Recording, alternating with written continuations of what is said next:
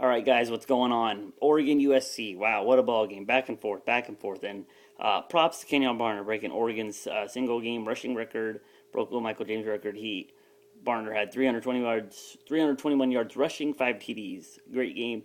But the guy I want to talk about most, Marcus Mariota. This kid is unflappable, this kid is remarkable to me.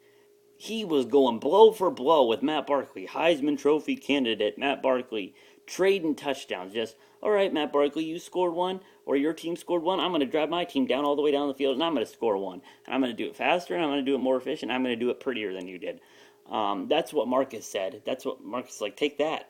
All right, you scored. Take that. All right, you scored. Take that. Back and forth, back and forth. And this kid just every time he's met with a challenge, he meets it. First game of the season. How is he going to come out, even though it's at home against Arkansas State, a supposedly inferior opponent, torches them, of course. I mean, we all knew that was coming. But just the way he did it was like, holy smokes. And then against ASU on the road, Thursday night game, ESPN, first true road game. How's he going to perform? Smokes up 43-21, we win. Then this hostile environment, USC, big rivalry game. Storm LA is in effect.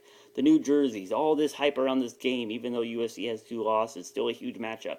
Comes out and throws the game of his life, like 20 for 23 and like 300-something yards passing, I think, and no interceptions. Even though he got sacked, he got thrown around a little bit early. But he just settled in there and was calm, cool, and collected. Props to Marcus. Still happy with the victory, though. We'll be third in the nation due to Pitt's big heroic effort against Notre Dame. Too bad they couldn't pull off the win and officially eliminate the Irish. But it is what it is. That's why they're Pitt, and that's why they're now 4-5. And Notre Dame just got really, really lucky. I was actually watching that game. It was still going on when the Duck game started, and I was having to flip back and forth pretty crazy like because I didn't want to miss the Ducks because, you blink, you miss a touchdown, and that game was just so big, and Pitt choked. But Oregon will be third, and Bama, thank y'all for winning. That was scary, but now I think you've earned a week off. You should just rest all your players. Don't practice. Take Nick Saban on a fishing vacation and rest his voice because it sounds like he needs it after tonight's game. And feel free to either just lose that game to Texas A&M because I think y'all deserve a break. Y'all played really hard this week, and or just not show up in general because I think that you guys earned a rest. You guys should take a break.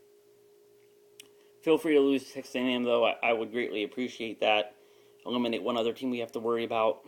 Then it's just us and K-State really, because I don't think Notre Dame jumps us if they go undefeated with our schedule and with their schedule. I'd say if Bama goes and loses, but not saying that's going to happen. It's just going to be a good ball game. But K-State, you got a tough game against TCU on the road, and if Colin Klein cannot go, I do not see how you win that game. I'm sorry, Colin Klein is the straw that stirs your drink. He is your offense. You slow down Colin Klein, you slow down K-State's offense.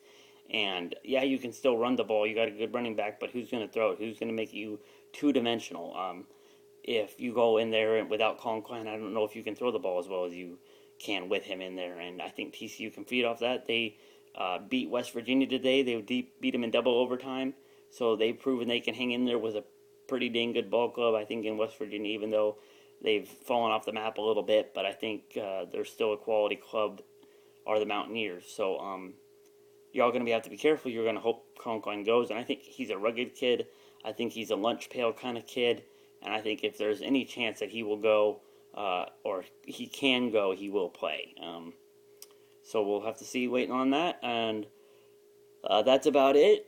Kind of hollow victory, but it's a victory, and I'll take it. And I'll take that number 3 ranking. It'll be happy to actually see our name go up in the rankings this week.